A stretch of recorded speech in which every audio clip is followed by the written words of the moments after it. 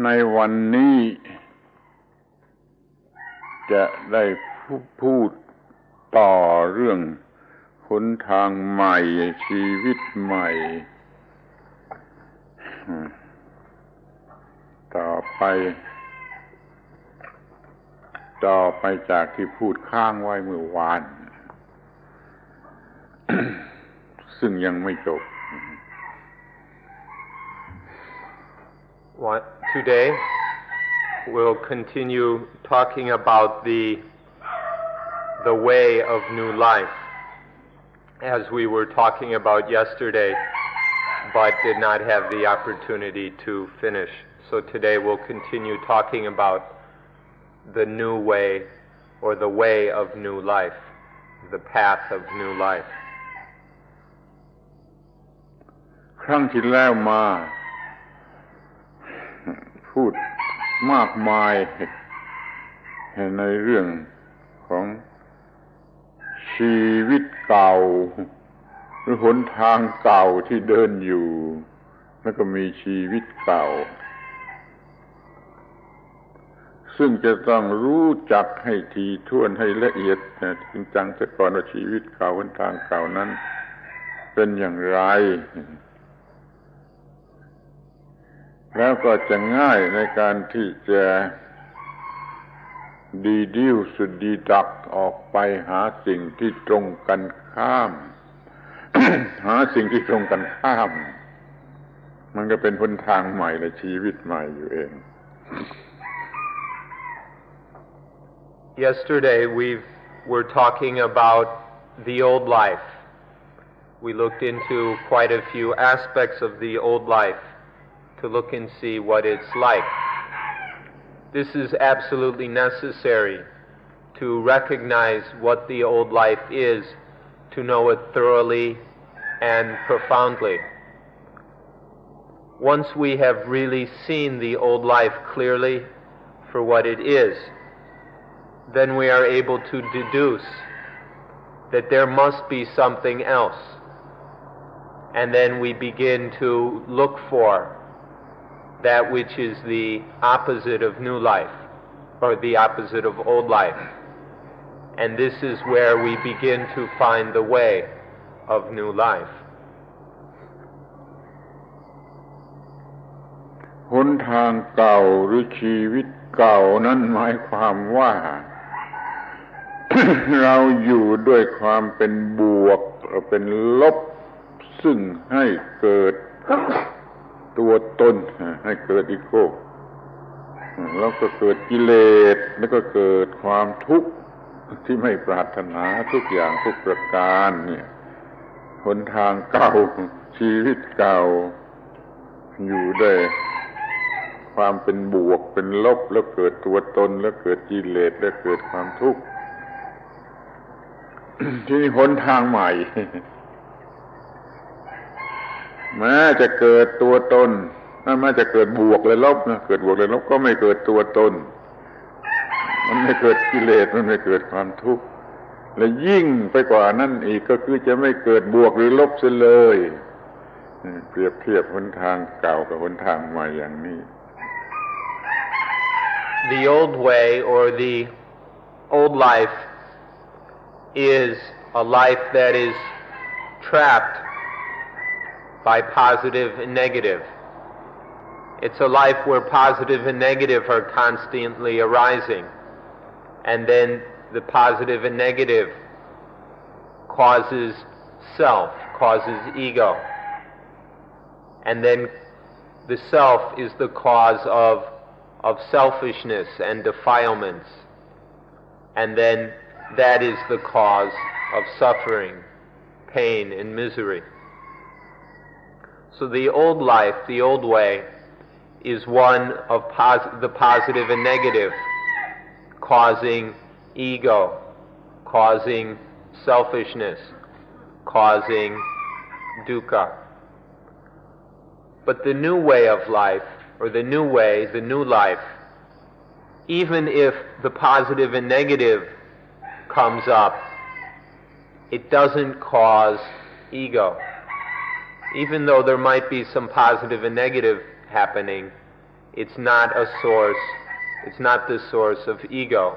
and so no dukkha arises. But even beyond that,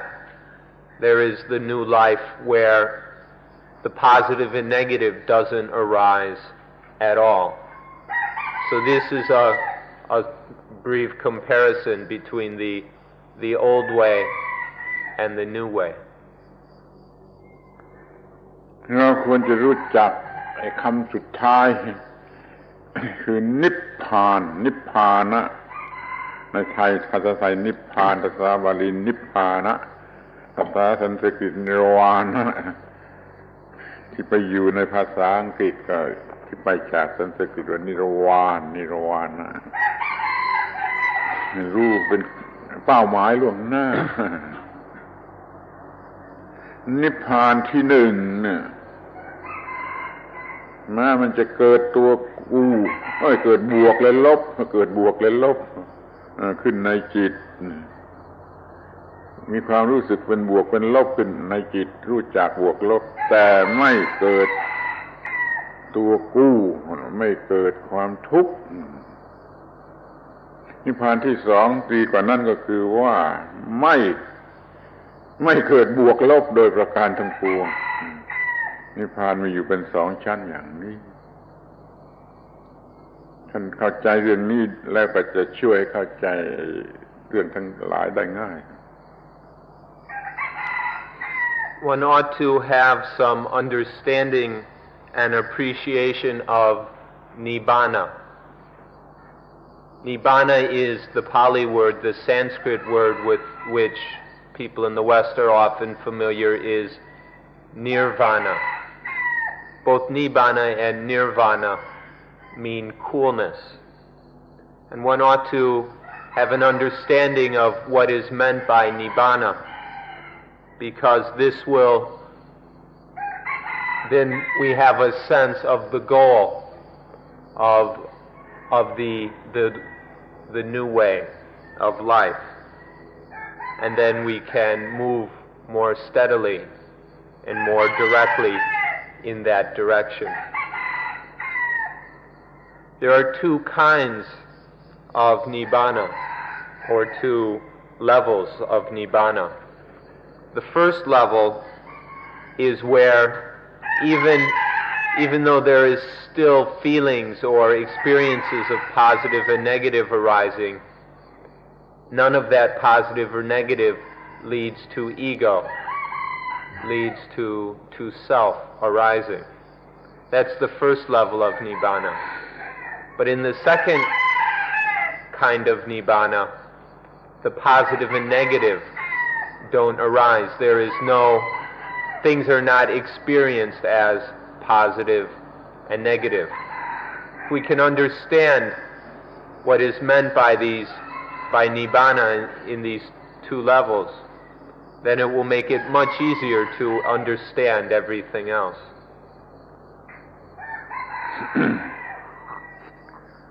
ตัวหนทางนั่นมันป้องกัน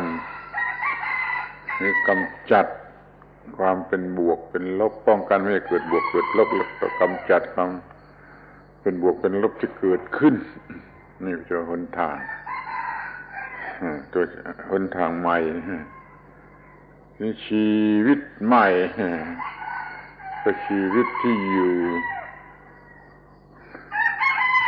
เบิกปราศจากเหนืออำนาจความเป็นบวกเป็นลบก็เท่ากับไม่มีบวกมีลบ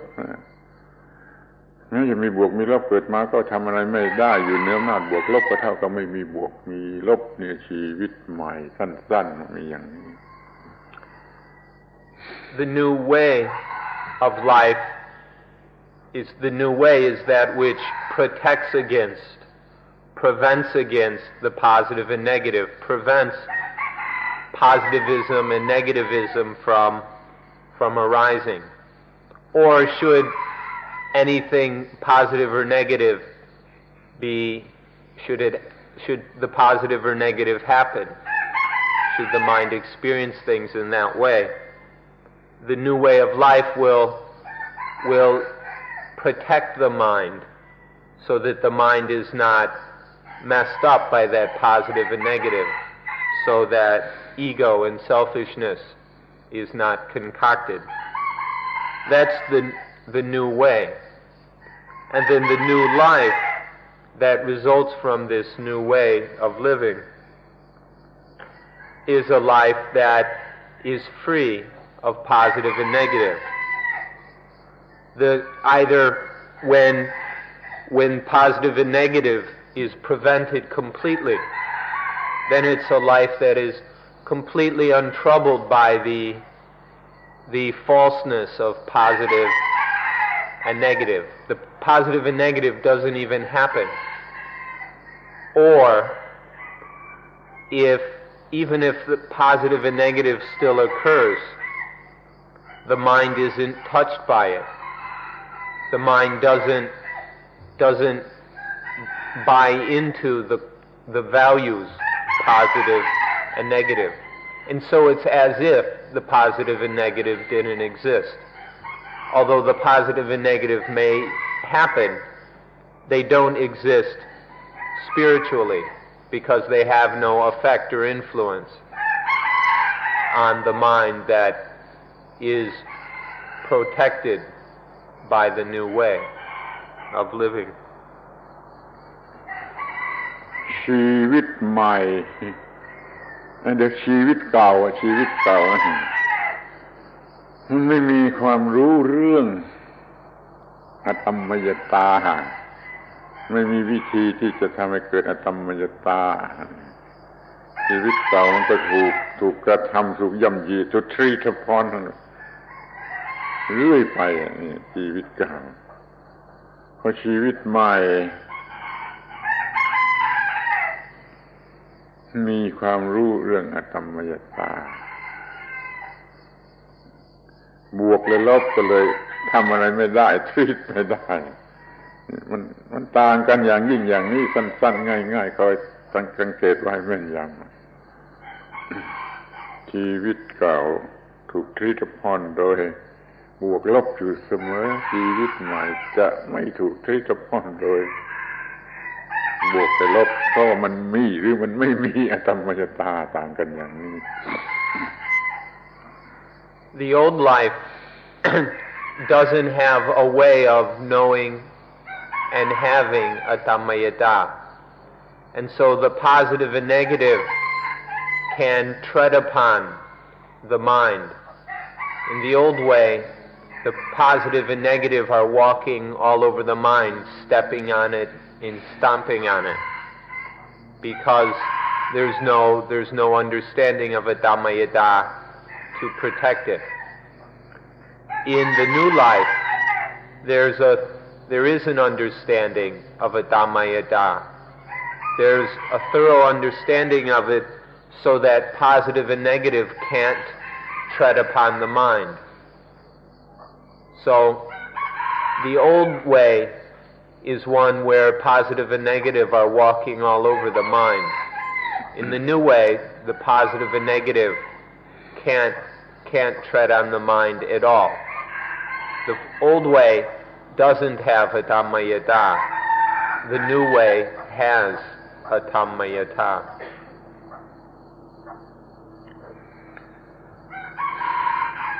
การมีอตมมยตาเราต้องมีธรรมะที่เป็นเครื่องมืออย่างน้อยหรือว่าอย่างสรุปเข้ามาให้เหลือน้อยนะก็มี3อย่างคือมีสติมีปัญญามีสมาธิ3อย่าง The new life that has atammayata must use 3 tools. There are 3 fundamental tools that must be used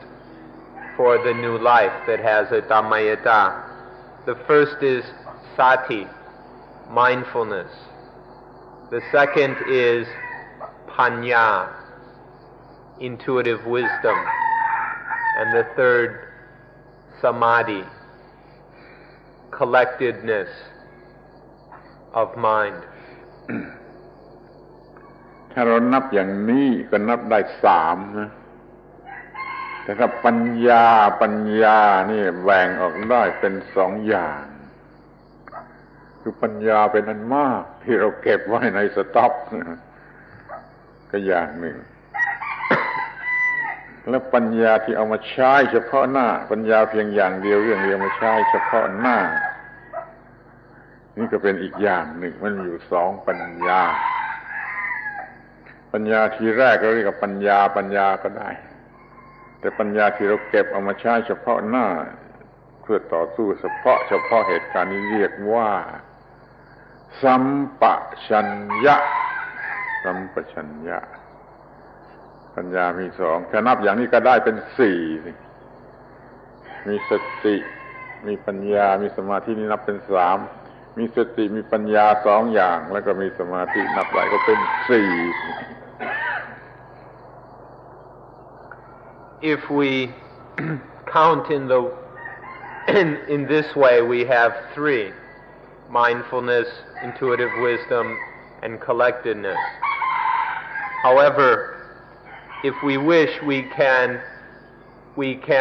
distinguish between 2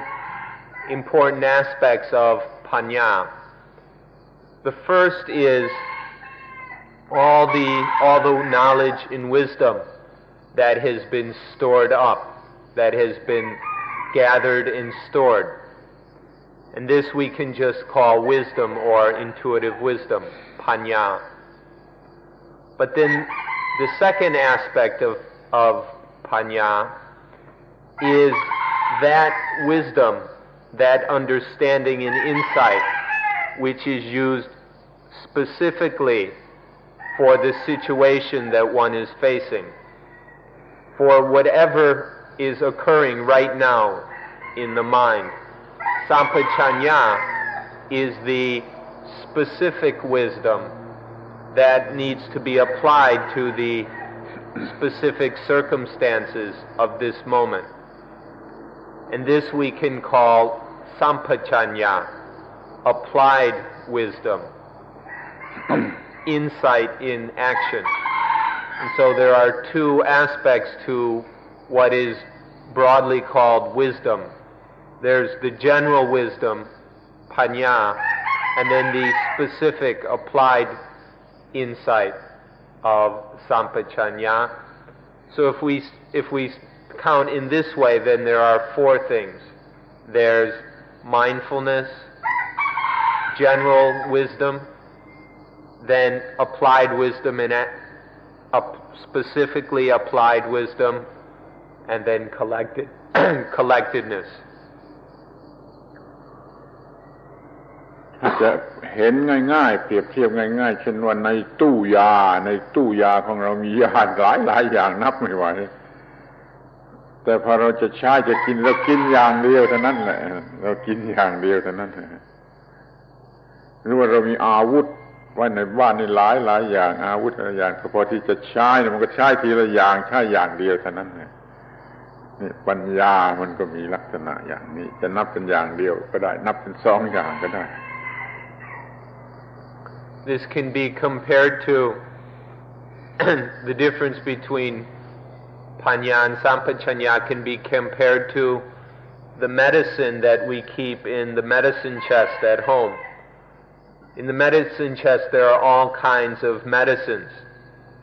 But when one is ill, one chooses the specific remedy or the specific medicine for the illness. One doesn't take and eat the whole medicine chest. Or it can be compared to weapons. If one is a soldier, one has all kinds of different weapons. But when one goes to fight, you only take the weapon that you can use. And so we have what's stored up, and then we have what is applied directly, specifically, to immediate circumstances. and this we call sampajanya. ทีนี้เราก็จะมาดูกันถึงการใช้สิ่งทั้งสามนี้นะสิ่งแรกคือสติ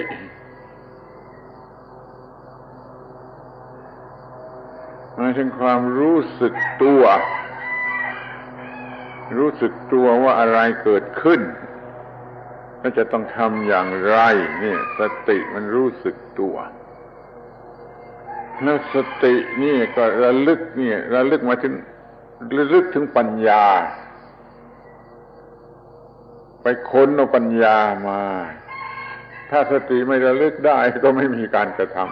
ำนี่มันระลึกได้มีการกระทำไปค้นเอาปัญญามาเอาปัญญามาจากสต๊อกที่มากมายเอามาเพียงอย่างเดียวให้เฉพาะที่จะต่อสู้กับเหตุการณ์อันนี้ที่มันเกิดขึ้นเฉพาะหน้าทีนี้ถ้าว่ามันไม่มีแรงปัญญาไม่มีแรงน้อยมีกำลังน้อยก็มีสมาธิช่วยปัญญาที่มาต่อสู้เฉพาะหน้ากับเหตุการณ์นี้มีแรงมากเอากำจัดเหตุการณ์ที่เลวร้ายนั้นออกไป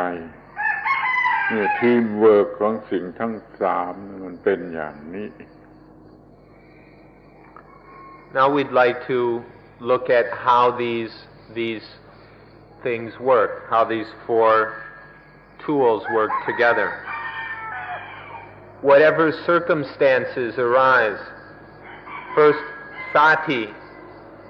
is aware. Sati is aware, it knows what is happening. Sati asks, what is this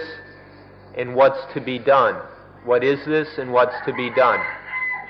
And then Sati retrieves, or Sati goes to wisdom. Sati recollects wisdom. It goes to that big stock of wisdom that is somewhere in the mind, and then chooses or is able to find the specific wisdom needed to deal with the circumstances of the moment. That general wisdom is panya, but out of all that panya, Sati brings the specific wisdom or sampajanya to deal with the immediate situation. And then the sampajanya understands what's taking place and responds appropriately so that there's no dukkha. If, however, there isn't enough strength for sampajanya and panya to function fully, then samadhi, that collectedness of mind which has tremendous power, that will provide the strength for wisdom and applied wisdom to act appropriately. And so in this way the four work together. These are four comrades that must function together. They're a team. And if there's proper teamwork between these four friends, then no problems arise. สติ ไปเอาอาวุธมาคือปัญญาในการที่ปัญญาจะทำหน้าที่นั่นปัญญาเองก็มีแต่ความคมน้ำหนักไม่มีก็ไม่ตัดต้องเอามีสมาธิมาสมาธิเป็นน้ำหนักปัญญามีความคมสมาธิมีน้ำหนักการตัดมีได้เพราะมีทั้งความคมและมีน้ำหนักนี่ต้อ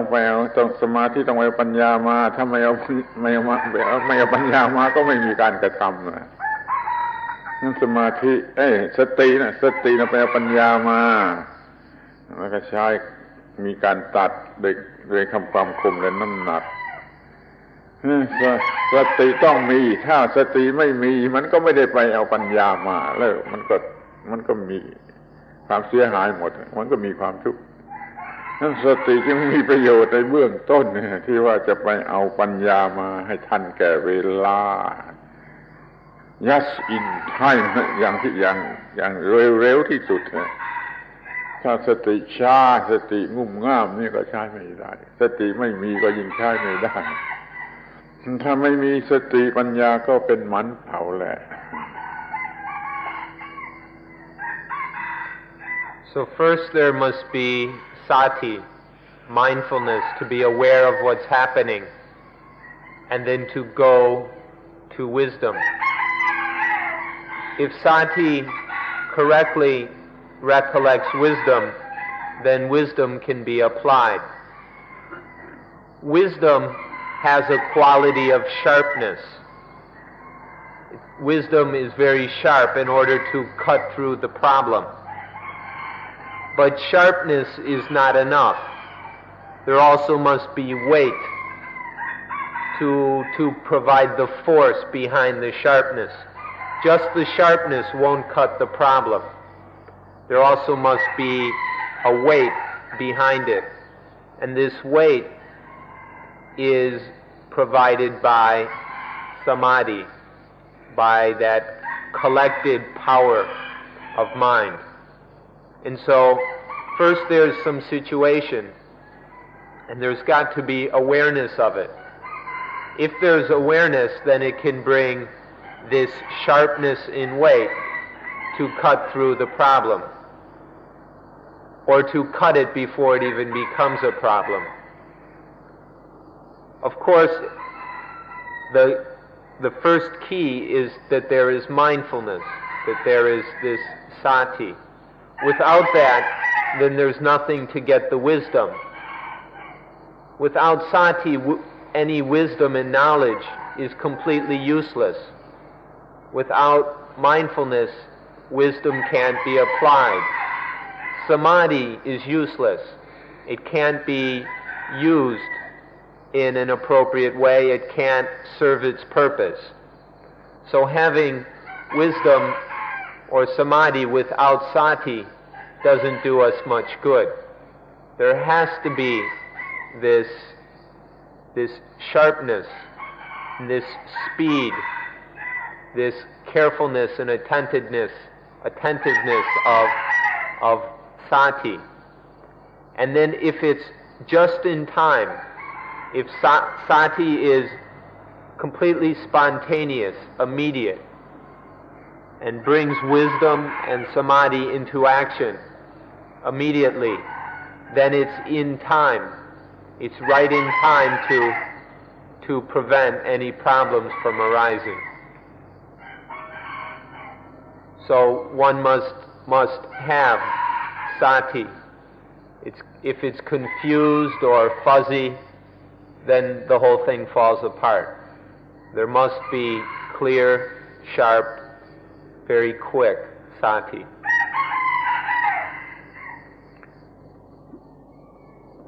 พูดสั้นๆจำง่ายๆก็พูดว่าสติคือความเร็วทันเหตุการณ์ทันต่อเหตุการณ์ความเร็ว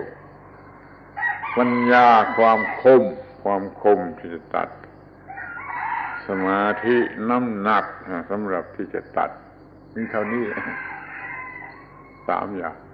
Or to put it very briefly and simply, mindfulness is the speed which is in time, which is just sati is the speed, wisdom is the sharpness, and samadhi, collectedness, is the weight. เราจะมีสิ่งทั้ง4นี้สติปัญญาสัมปชัญญะสมาธิเนี่ยเรียกว่า4หรือ3ก็แล้วแต่เป็นเพื่อนเป็นเกลอของชีวิตเป็นคู่เป็นเกลอของชีวิต ถ้าเรามีอย่างนี้ได้แล้วก็อตมยตาจะมีเสมอไป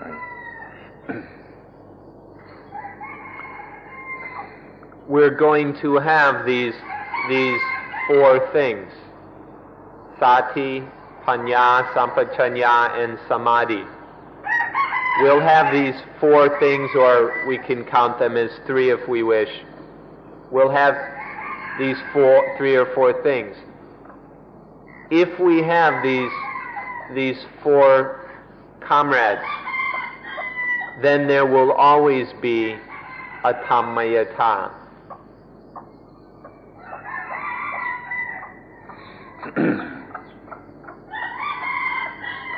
สิ่งแวดล้อมเข้ามา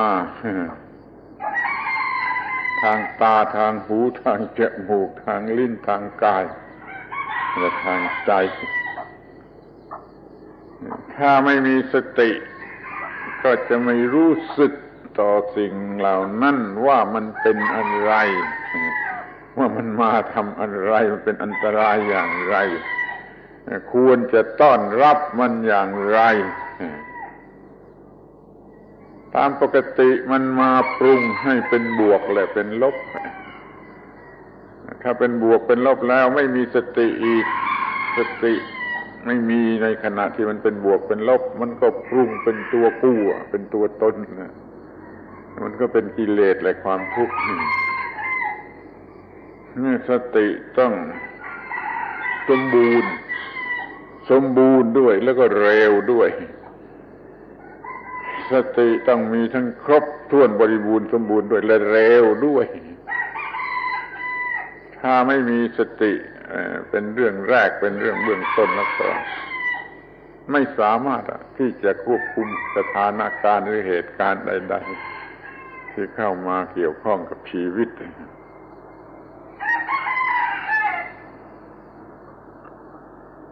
There's in the surrounding us are myriad objects, and these objects are making contact with the mind via the eyes, ears, nose, tongue, body, and mind sense. Whenever one of these objects, one of these sense objects, makes an impression upon the mind, if there isn't sati, then that contact will concoct positive and negative.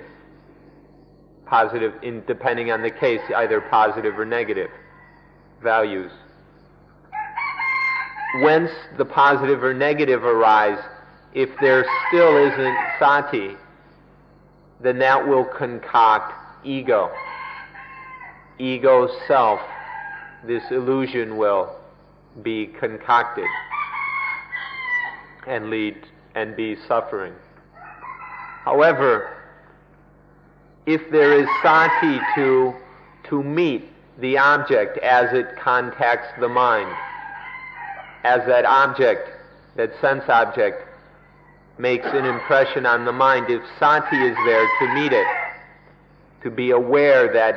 here is something, and to be aware of what it is, aware of its danger, and aware of what's to be done about it, then sati can bring wisdom, and that object won't be able to concoct the mind into positive and negative. And, of course, the ego, the self, won't get concocted either. So it's crucial that sati is fast. These objects come in very quickly. Sati's got to be fast enough to be right there every time an object strikes the mind. And further, sati must be complete. If it's incomplete, imperfect, then it won't be able to function properly.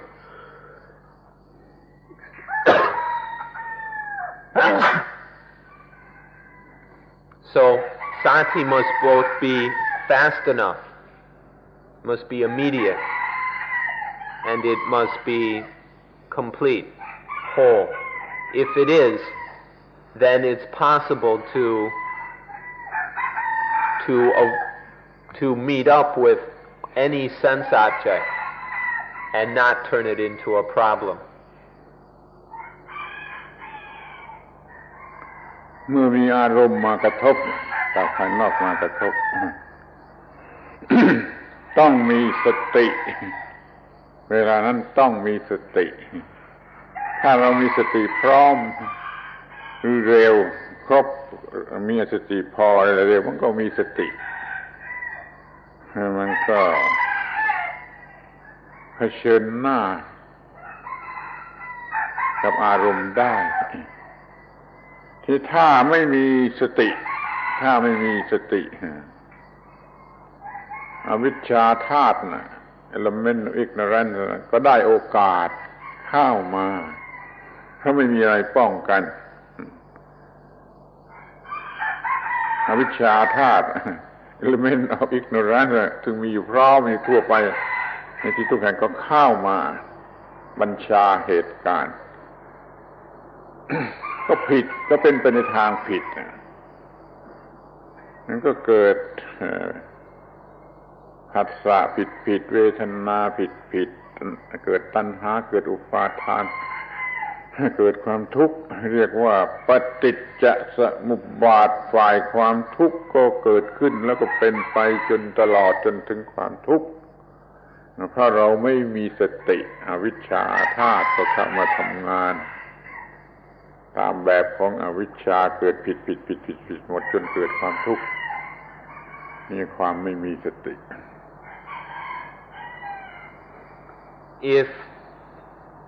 If mindfulness is complete and immediate, then it is able to confront any object that makes contact and then brings wisdom into play, and that object is not a source of trouble and confusion. That object isn't able to concoct the mind. However, if sati is incomplete, slow, fuzzy, confused, then any object, when there is an object making contact with the mind, sati isn't there to confront it, to meet it. And then the element of ignorance, avijja dhatu, has an opportunity to come in. This ignorance element gets its chance, and so it slips in. And then the mind is concocted by ignorance. And so foolish feeling is concocted, and then craving is concocted, and then attachment is concocted, and then ego is born. The illusion, the stupidity of ego is concocted, and then dukkha is concocted. So if sati isn't quick enough and whole enough, then ignorance element gets its chance, and there arises what we call dependent origination, paticca samuppada, where dependent on each other these various things happen. There's ignorant contact with the object, ignorant feeling, ignorant craving, ignorant attachment, ignorant ego,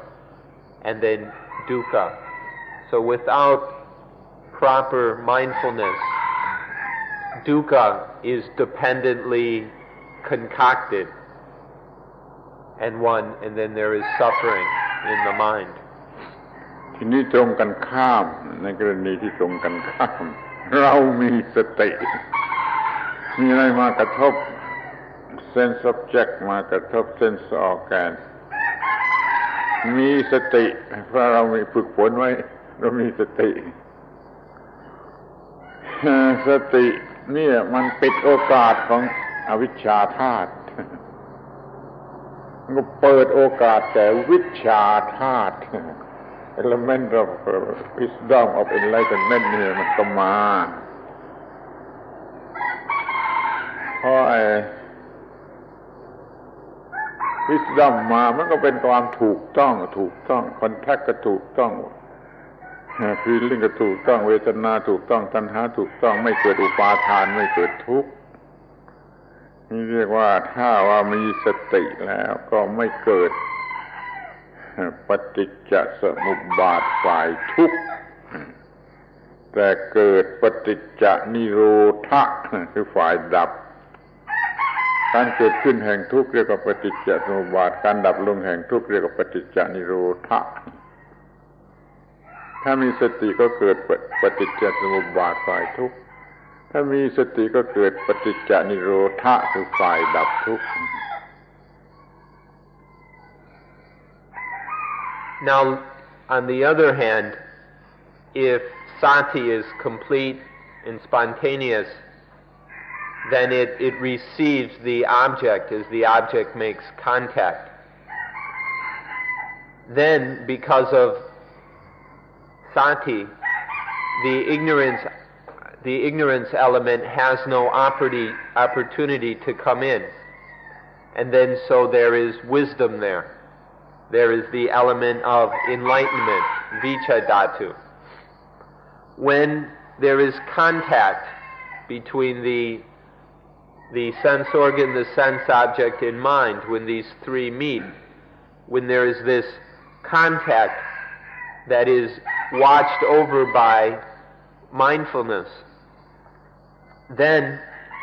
everything happens in a very natural way through the enlightenment element. So there is enlightened contact. There is correct contact or sense experience. And then the feeling, any feeling that arises is correct. Enlightened feeling. Then any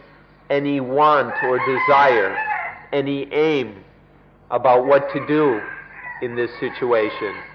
is correct or enlightened. And then any action proceeds smoothly, naturally, without any dukkha. This we call dependent quenching. The old way, where ignorance comes in, and then step by step dukkha is concocted, is called dependent origination. The dependent origination of suffering and misery. But this other one, where sati is complete and fast, where there is wisdom, we call dependent quenching, paticca nirodha. Because at each stage, each moment, the mind is quenched, it's kept cool. The potential for the mind to get concocted is quenched. And so the mind, whatever happens in this progression from contact to feeling to desire, all of that is quenched. And so no dukkha arises, there's just coolness. The one way is called dependent origination, which is the causes, the sequential causes of dukkha. The other way is dependent quenching, the maintenance of peace in the mind, the maintenance of coolness through mindfulness and wisdom.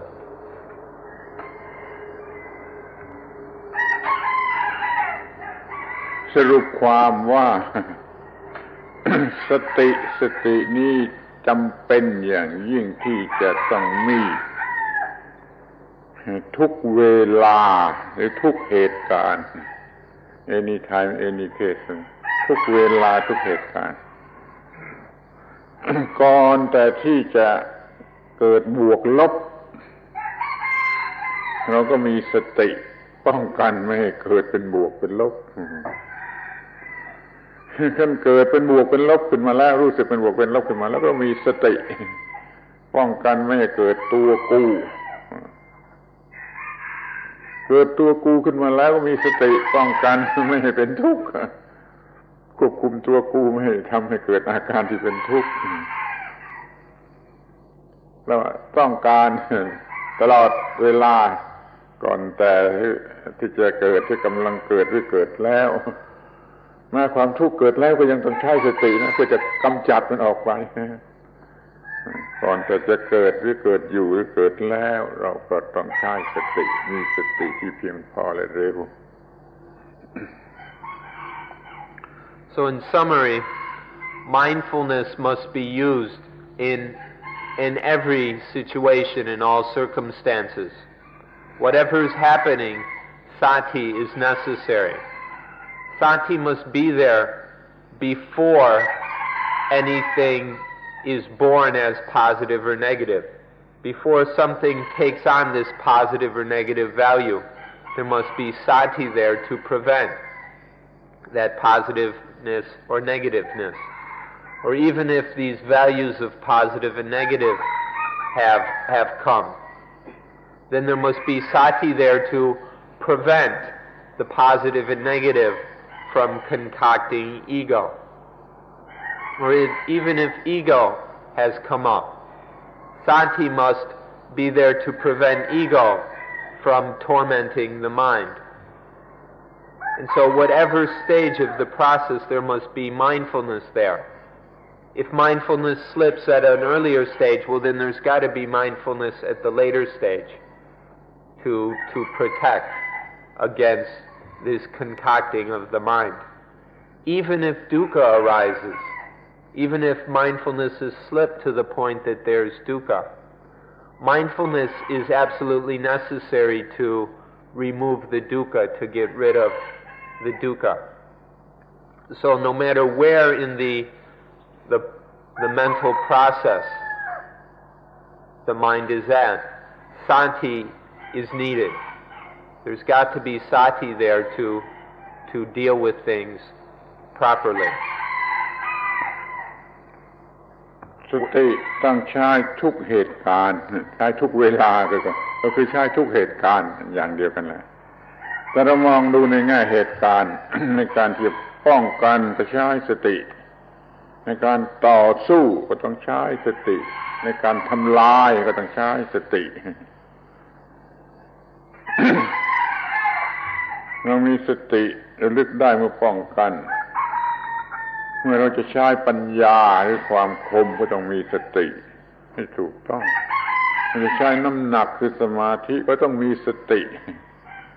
สติยังต้องใช้ทุกเหตุการณ์ป้องกันต่อสู้หรือทำลายล้างใช้สติ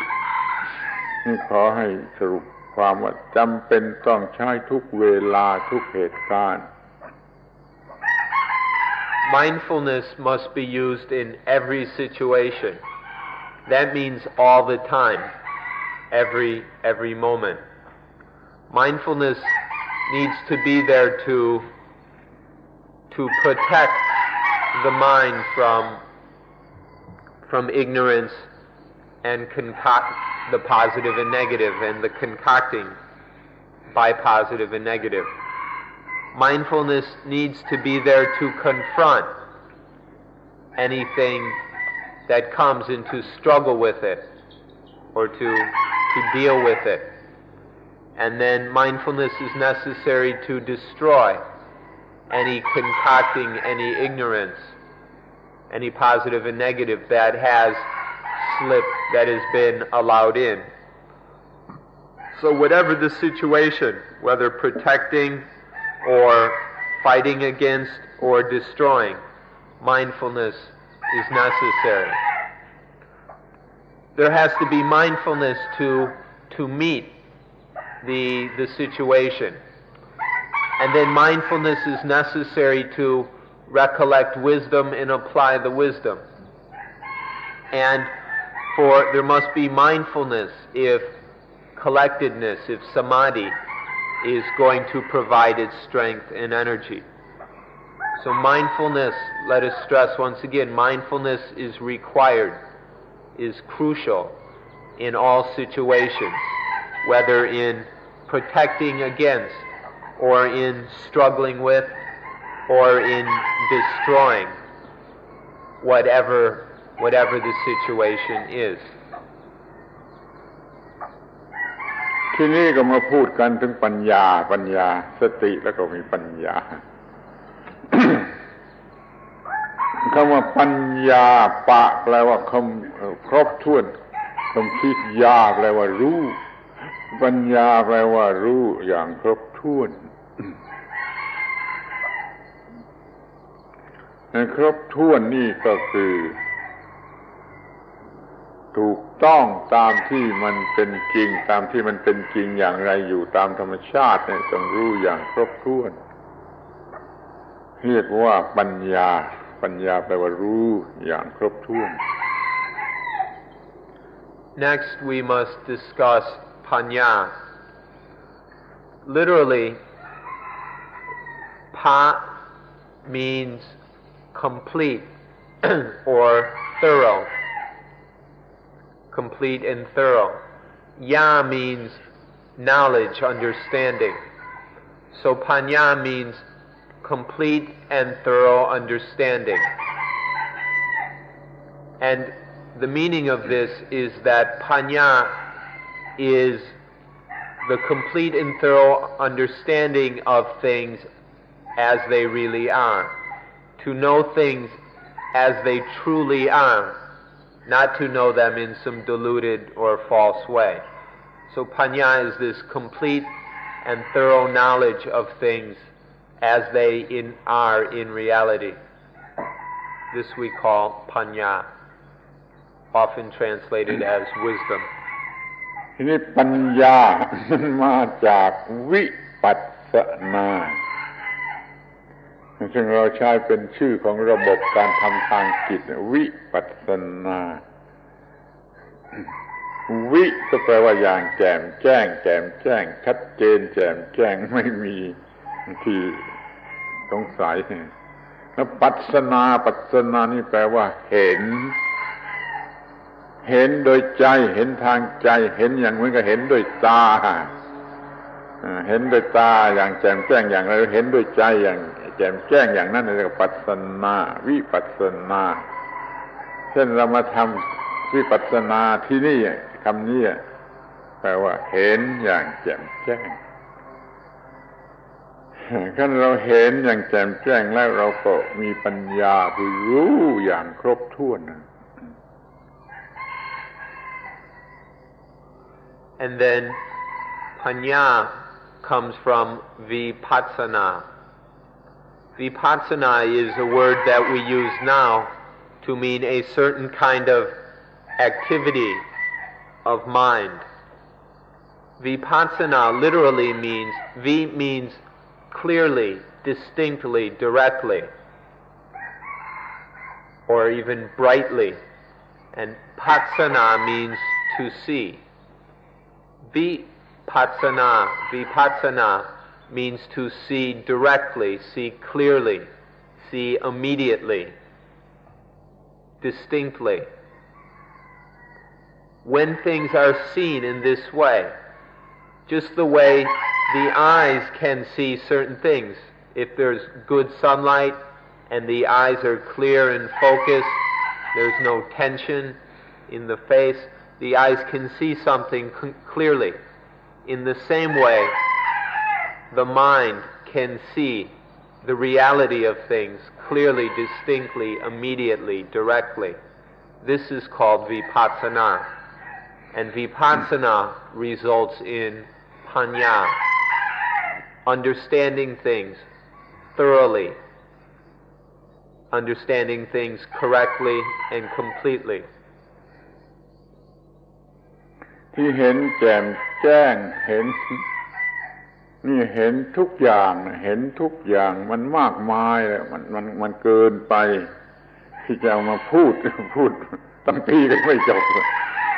แต่เราจะเอาที่มันเป็นใจความสำคัญเป็นหัวข้อเห็นความจริงของสิ่งทั้งปวงตามที่เป็นจริงข้อแรกก็คือเห็นอนิจจตาความเป็นของไม่เที่ยงเห็นอนิจจังเห็นอนิจจตาความเป็นของไม่เที่ยง Vipassana sees the truth of everything sees the truth of all things. What this means, all this truth, is more than we can describe in words. There's so much that is seen, or the completeness, the totality of the seeing is more than can be explained in words. We don't have the time.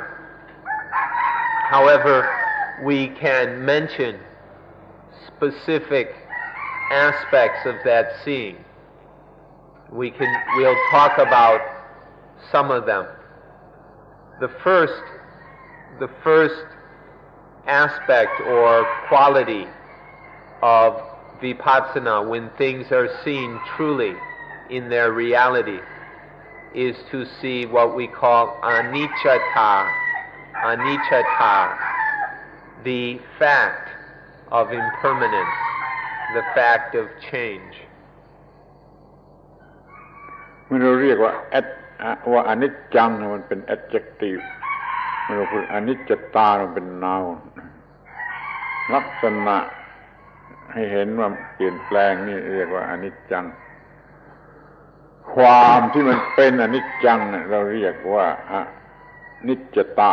เราต้องเห็นความที่มันเป็นอนิจจังเห็นนี่เรียกว่าเห็นอนิจจังการเห็นอนิจจังเรียกว่าอนิจจตาคำนี้สำคัญมากเป็นจุดตั้งต้นของวิปัสสนาที่จะนำไปสู่อตัมมยตา Anicca means impermanence. Ta means, which is an adjective. Then ta means the state of or the fact. So this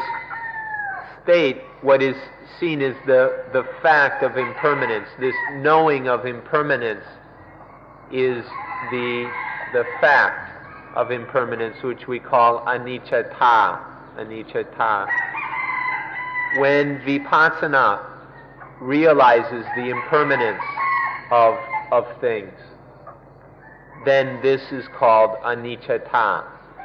This is very important. This is the beginning of seeing things in terms of truth, seeing the reality of things, not just our illusions about them. Seeing the reality of things, and this is what will lead through vipassana to atammayata. อนิจจตาก็แปลว่าไม่เที่ยงคือไม่คงที่มีการเปลี่ยนแปลงเสมอ มีการเปลี่ยนแปลงเสมอคำนี้แปลว่า เปลี่ยนแปลงเสมอคำพูดของปรัชญากรีกของฮิรักทิตัสเขาใช้คำว่าเพนทาเรไหลเรื่อยนี่ คืออาการของของอนิจจตาอนิจจังพวกกรีกก็รู้เรื่องนี้ดีก็สอนฮิรักทิตัสถูกหาว่าคนบ้าเขาสอนว่าทุกสิ่งไหลเรื่อย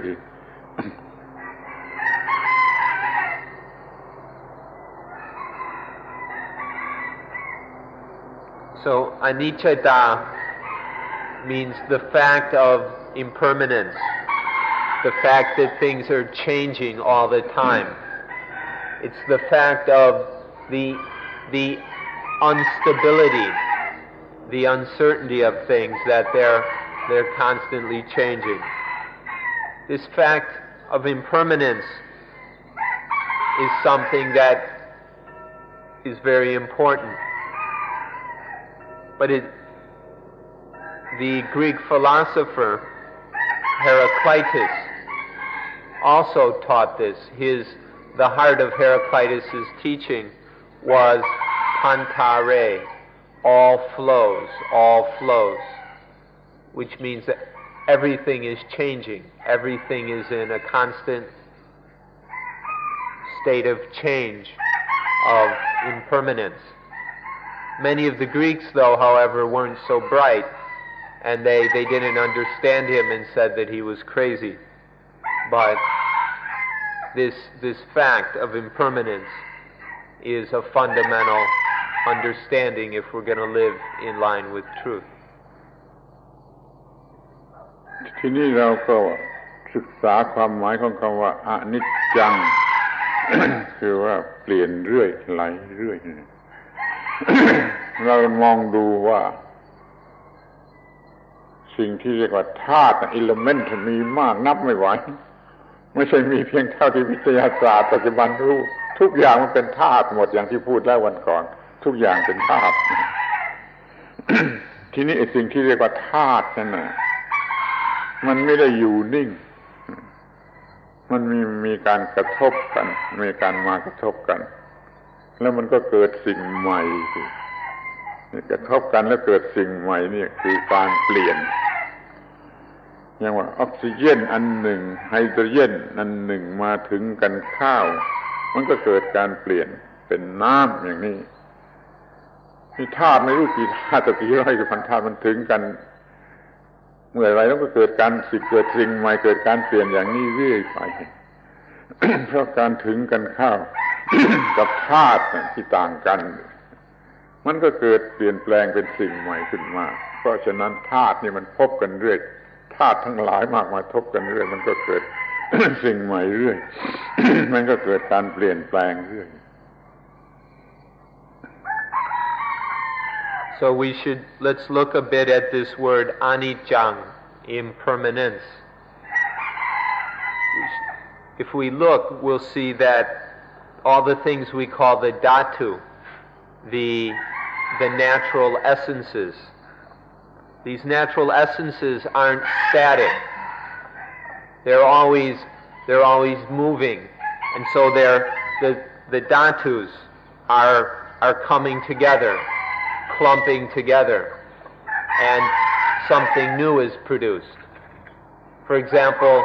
hydrogen and oxygen come together, and when they meet, then there's water. And so the dhatus, these natural elements, are constantly colliding and compounding and mixing. Whenever they come together, whenever bunches or hundreds or whatever of dhatus come together, then something new is produced. And since none of the dhatus are static, this activity of coming together and colliding amongst the dhatus is constant. And there's nothing static about it, so the result is impermanence, or the fact of it is this constant impermanence. นอกจากว่าธาตุล้วนๆจะพบกันแล้วเปลี่ยนแปลงแล้วมันก็ยังมีการเปลี่ยนแปลงส่วนใหญ่กลุ่มแห่งธาตุที่เป็นกลุ่มๆนะมาพบกันก็เปลี่ยนแปลงอีก เช่นว่าพอน้ำเนี่ยพบกันเข้ากับแสงแดดก็เกิดการเปลี่ยนแปลงอีกเป็นไอน้ำไปรวมกันมากเข้าก็เกิดการเปลี่ยนแปลงเป็นเมฆ กระทบความหนาวอีกก็กลายเป็นฝนตกลงมาอย่างนี้มันก็มีการเปลี่ยนแปลงระหว่างกลุ่มของธาตุดังนั้นการเปลี่ยนแปลงมันจึงมีมากเหลือเกิน And it's not just the dhatus that are changing all the time,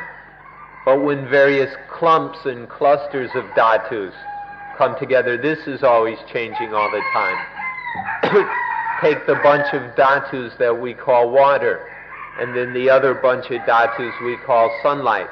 When the two come together, we get steam or evaporation. And then when various clusters of evaporation gather together, then we've got clouds. And when the bunch of dhatus that is a cloud comes into contact with the dhatus that is coolness or coldness, then there is rain. And so the dhatus themselves are constantly changing. And then the bunches of dhatus are also coming together, colliding, changing in a ceaseless process of transformation. กระแสแห่งการเปลี่ยนแปลงนี่มันติดต่อกันเรื่อย จนเกิดสิ่งที่เราเรียกว่าวิวัฒนาการ evolution ของโลกของทั้งหมดของจักรวาลวิวัฒนาการของจักรวาลคือกระแสแห่งอนิจจัง So all these dhatus, all these things are ceaselessly changing and transforming. There's this constant flow of change. And this is what has given rise to what we call evolution. The evolution of this world is nothing but this ceaseless flow, this ceaseless process of change and transformation. การที่มาถึงกันข้าวระหว่างของสองสิ่งหรือหลายสิ่งแล้วเปลี่ยนแปลงนี่คือสิ่งที่เราเรียกว่าสังขารconcoction สังขารนี่รู้จักสิ่งนี้ไว้ดีๆสังขารสิ่งที่ปรุงแต่งสิ่งที่ถูกปรุงแต่งหรือการปรุงแต่งเรียกว่าสังขารมันก็คือกระแสของการเปลี่ยนแปลง In this process of change, this impermanent flow of change, there are these things that are coming together and then creating or concocting new things. This is called sankhara, or concoction. This coming together and cooking up new things is called concocting. Every new thing that is produced is called a sankhara, a concoction, the product of concocting. And then the things which are doing this concocting are called concoctors, or sankhara. All of this is called concocting or concoction, in Pali, sankhara, which can mean both the process of concocting, the results of it, or the concoctions, and the causes, the concoctors. In this flow of change, there is this concocting, this sankhara happening ceaselessly. เราอาจจะพูดได้อย่างน่าขันว่า อนิจจังเป็นกระแสเป็นสตรีมของสังขารหรือว่าสังขารก็คือกระแสแห่งอนิจจังจะมองดูทางนี้ไปหรือมองดูทางนี้กลับมาก็ได้ทั้งนั้นอนิจจังเป็นกระแสแห่งสังขารเป็นกระแสแห่งอนิจจัง We can look at this in two ways. We can see that impermanence, anicca, is a flow of concocting, of sankhara. Or we can look at it as sankhara, the concocting, is a flow of impermanence, of change. So we can look at it in either way, that impermanence is the stream of concocting, or that concocting is the stream of impermanence. ทีนี้เราก็มองดูเข้ามาข้างในตัวเราเนี่ยในร่างกายมองดูข้างใน ก็จะเห็นกระแส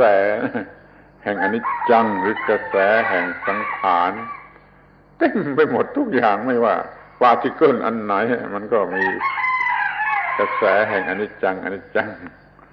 แม้แต่กับพาร์ติเคิลอันสุดท้ายเป็นอะตอมเป็นแล้วมันก็มีกระแสแห่งอนิจจังที่มีการวงกันในตัวมันเองจะแยกหยาบแยกอย่างละเอียดที่สุดมันก็มีแต่กระแสแห่งอนิจจังกระแสแห่งสังขารในภายในตัวเรา If now we look inside ourselves, look into our own bodies, we'll see that there's nothing but this flow of impermanence and sankhara. Throughout the body, anywhere that we might look, there's nothing but this stream of anicca and sankhara. Whether on the crude level of body parts or down to the subtle level of atoms, or even the tiniest subatomic particles, whatever it is, there's just this impermanence, this change of anicca, and the concocting, the sankhara. Wherever we look throughout the body, whether on the crudest level or the most subtle, there's nothing but this concocting and impermanence. เราจะมองดูในแง่ของรูป corporeality หรือจะมองดูในแง่ของนาม mentality มันก็เป็นอนิจจังด้วยกันทั้งนั้น physical psychical อะไรก็เป็นอนิจจังอนิจจังอนิจจังทั้งนั้นนี่ขอให้มองถึงขนาดนี้ก็เรียกว่าเห็นอนิจจังในภายใน We can look from the aspect of corporeality or in the aspect of mentality. Corporeality is called rupa and mentality is called nama. In either aspect, there's nothing but this impermanence. In all the constituents of body and of mind, there is this constant flow of impermanence. In the physical and the psychic, there is just this sankhara and anicca. ทีนี้เราก็มองดูข้างนอกทั่วไปจะเห็นทุกอย่างอย่างใหญ่อย่างเล็กอย่างอะไรก็ตามกระทั่งเห็นทุกธาตุข้างนอกมันก็อนิจจังคือเปลี่ยนแปลงเรื่อยไป For if we look outside, everything, all the objects of the senses, all the dhatus that make up all these things are constantly flowing, constantly changing in ceaseless impermanence. There's nothing outside us that isn't changing all the time. พอเราดูข้างในเราก็เห็นเปลี่ยนแปลงเราดูข้างนอกเราก็เห็นเปลี่ยนแปลงถ้าเราเห็นกันจริงๆเราก็เวียนหัวตายแต่ความโง่ของเราช่วยไว้ไม่ให้เห็นเราก็ไม่เวียนหัวตาย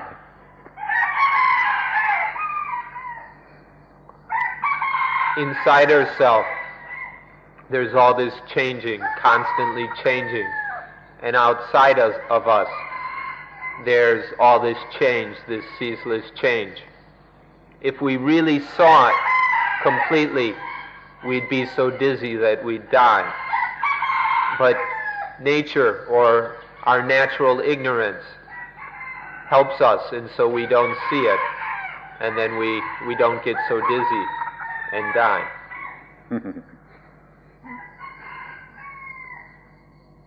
Or go crazy. เดี๋ยวนี้เรามีวิปัสสนานะมีปัญญาเรามีวิปัสสนานะเราก็ดูข้างในข้างนอกเห็นว่าเปลี่ยนแปลงเรื่อยโดยวิปัสสนาโดยปัญญาเราไม่เวียนหัวตาย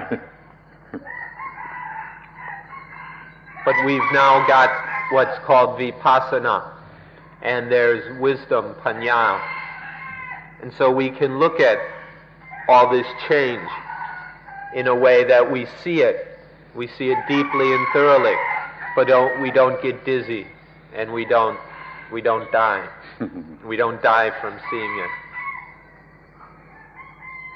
ทีนี้เราเห็นแล้วเราเห็นอนิจจังคือเห็นอนิจจตากันแล้วแต่จะเรียก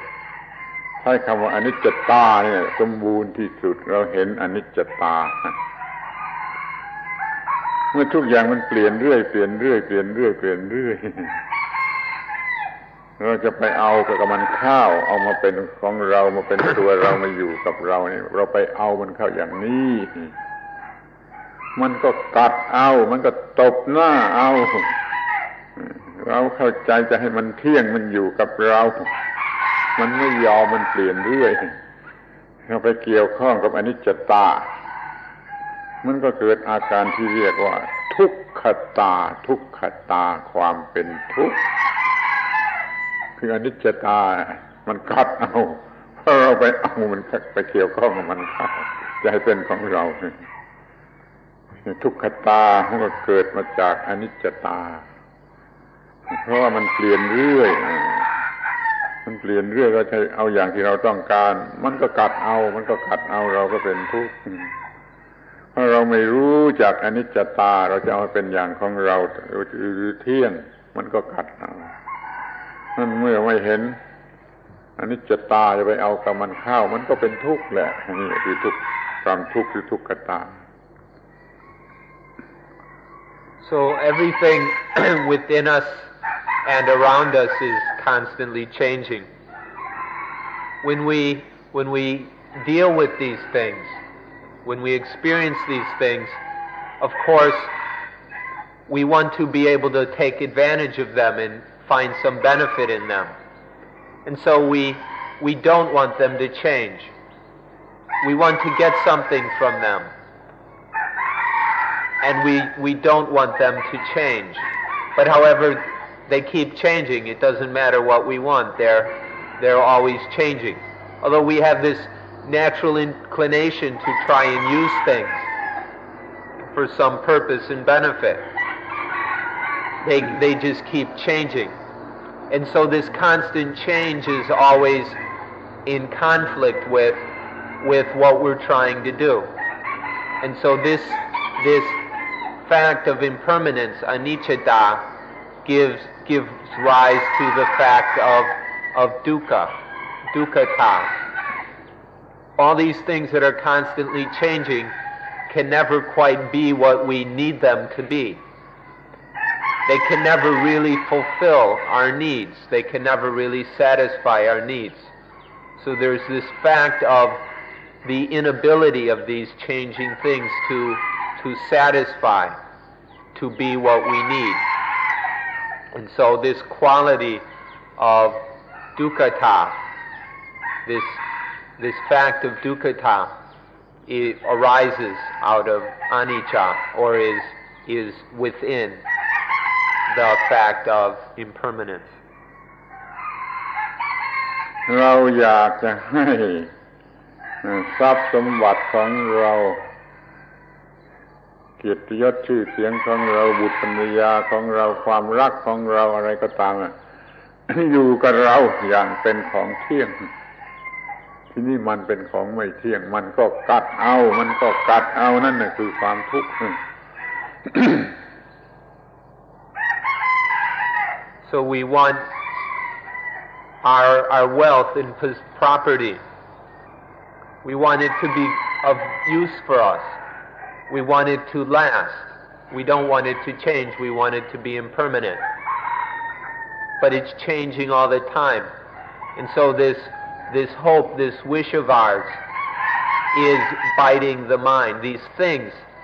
because they can't be what we want them to be, are constantly biting the mind. They're biting and biting and biting. And this gives rise to the characteristic of dukkha. The way that impermanent things are biting the mind is dukkha. It's painful. It's miserable.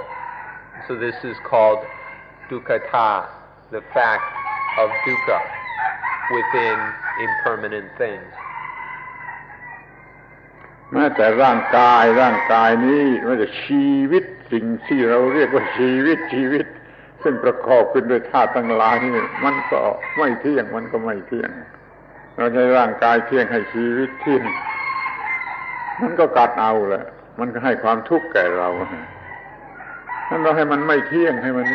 ไปตามเรื่องของมันเราก็จัดการใช้ประโยชน์ได้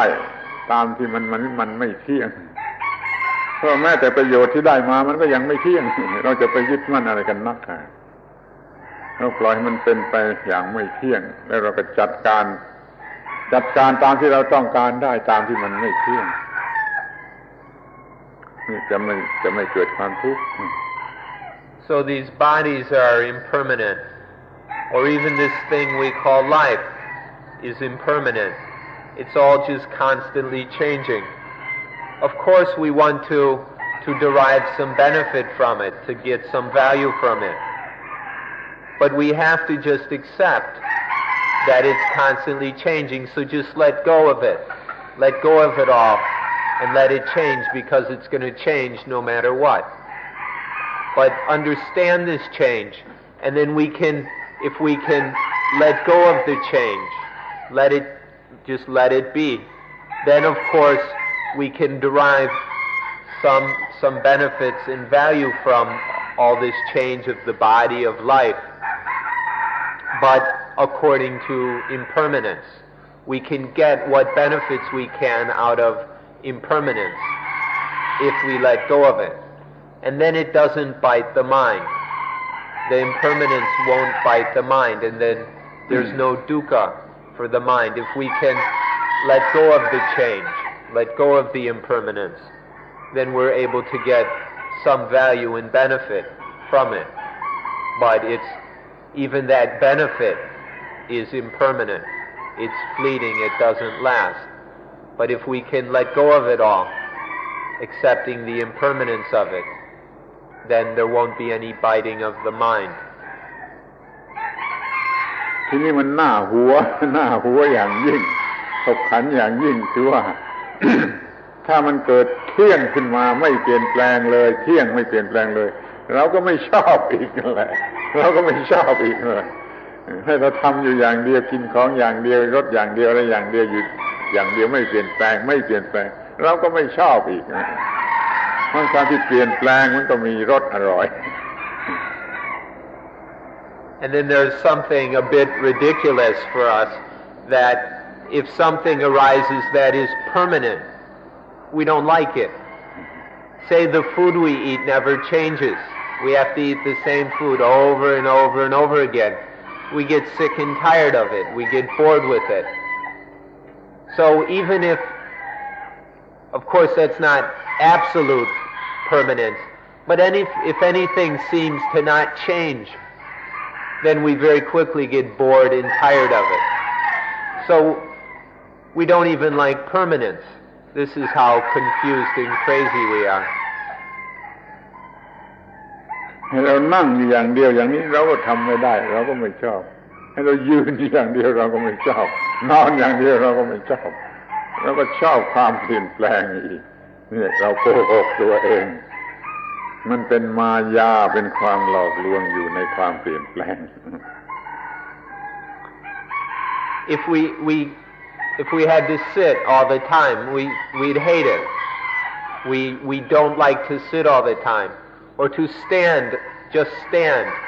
We don't like that either. Or to walk constantly. Well, we don't like that. Or to lie down all the time. We don't like that.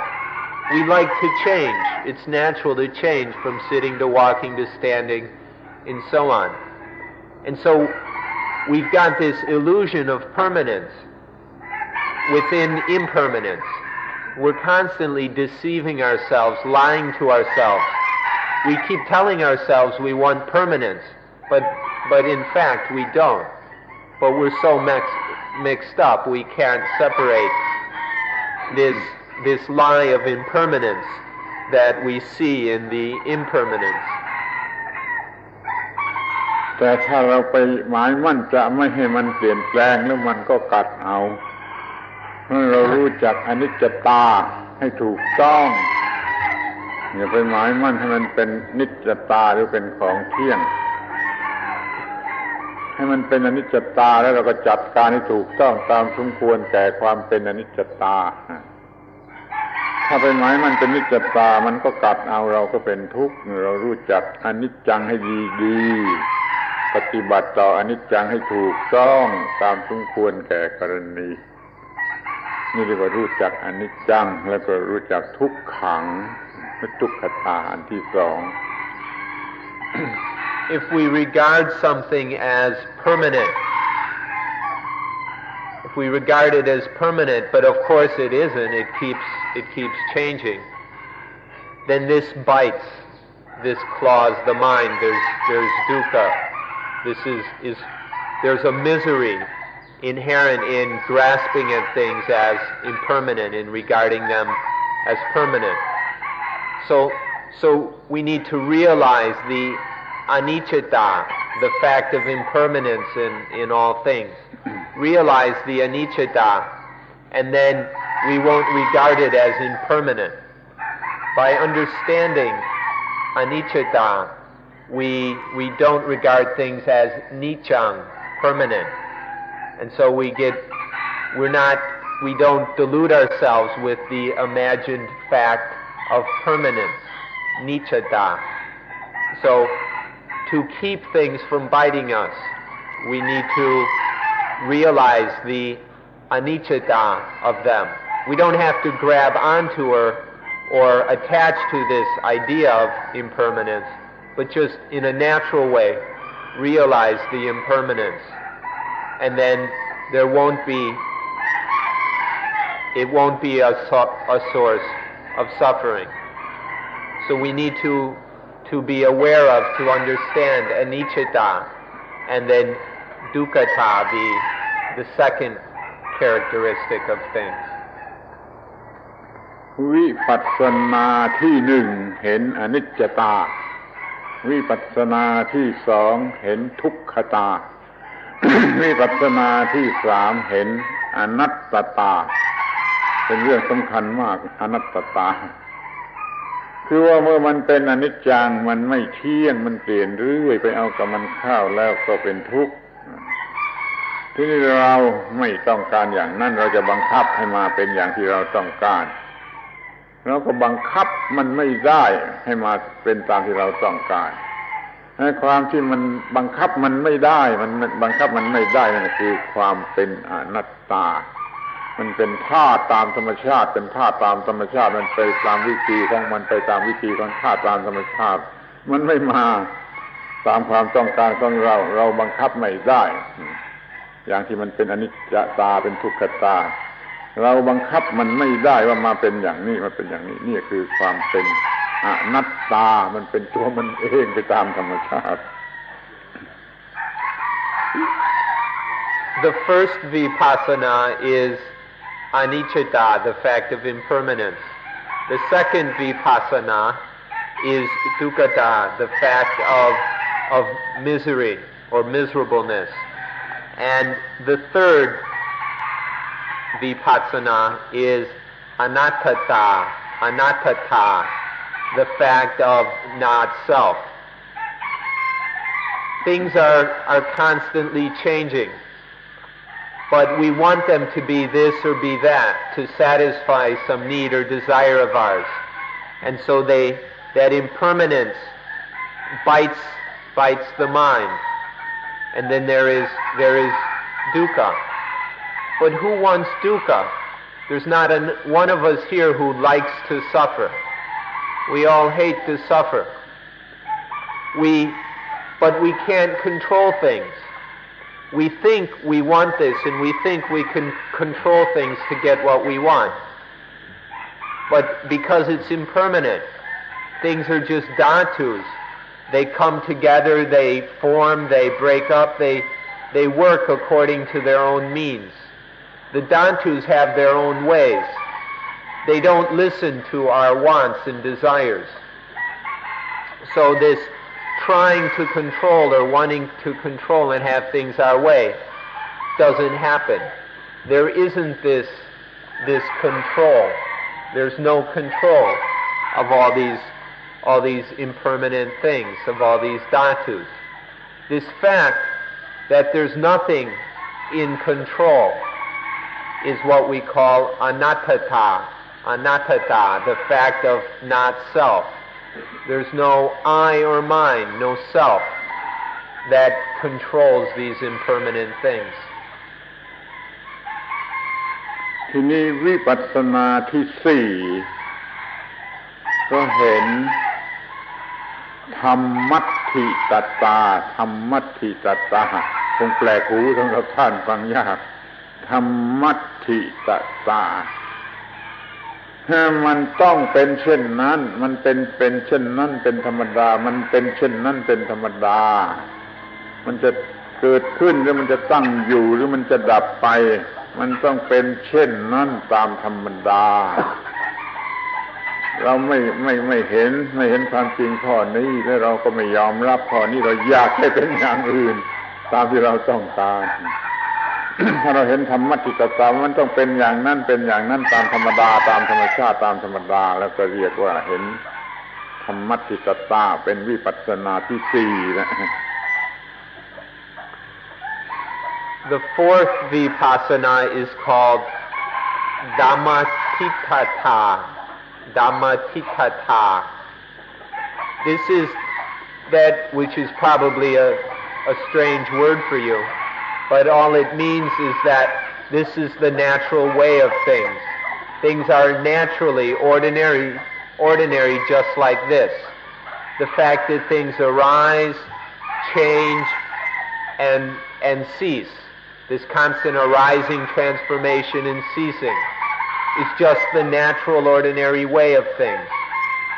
The facts of impermanence, of miserableness or dukkha, and the fact of not self,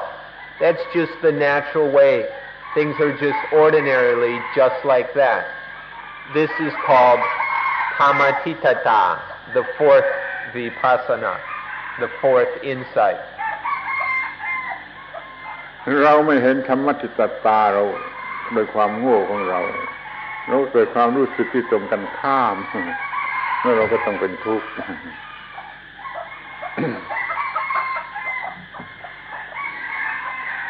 We don't see the fact of this naturalness of things, that the natural way things are. We don't see this because of our own stupidity. And so then there occurs the opposite of Dhammatitthata. คือมันต้องเป็นอนิจจังมันต้องเป็นทุกขังมันต้องเป็นอนัตตานั่นแหละคือความเป็นธรรมทิฏฐตาเป็น naturality หรือหาคำดีๆคำเดียวเรียกให้มันฟังง่ายอย่างนี้ So things just are and must be impermanent, must be unable to satisfy, and must be non-self. This is the naturalness of things. This is Dhammatitthata, is the naturalness that things are always changing. They bite if we grab on, and they're out of our control. There's nothing that controls them. Dhammatitthata, or naturalness. ทีนี้ก็วิปัสสนาที่ห้าก็ธรรมนิยามตามีกฎของธรรมชาติบังคับอยู่ธรรมะแปลว่าธรรมชาตินิยามะแปลว่ากฎหรือลอความที่มีกฎของธรรมชาติบังคับอยู่เรียกว่าธรรมนิยามตากฎของธรรมชาติเนี่ยบังคับอยู่เหมือนกับพระเจ้าเลยพวกอื่นมีกฎพวกเรามีธรรมนิยามตาบังคับสิ่งต่างๆเป็นอยู่เป็นไปเราเห็นอันนี้เรียกว่าเห็นธรรมนิยามตาเป็นวิปัสสนาที่ห้า The fifth insight or vipassana is Dhamma or Dhammaniyamata. Dhammaniyamata. All these impermanent things, all these things which have no self that controls or owns them, that are just naturally like this. All of these things are under the power of the law of nature. Niyam means order or law. The natural law, the state of being subject to, under the power of the natural law, we call Dhamma Niyamata. Things are not under the control of any self or ego. They're merely under the power of the law of nature. And we call this fact the fact of the natural order or natural law, Dhamma Niyamata. ใครบ้างอยู่นอกกฎของธรรมชาติ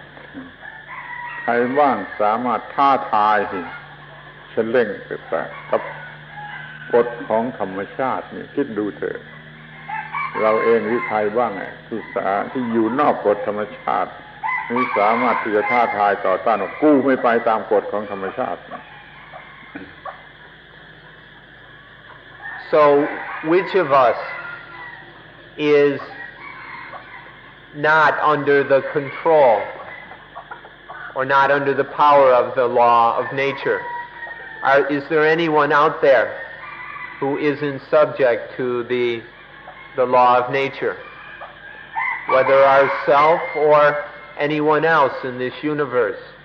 Is there anyone who can say, nope, not me, I'm not going to listen to this law of nature, I'm not going to be like that? Is there anyone out there who can say this?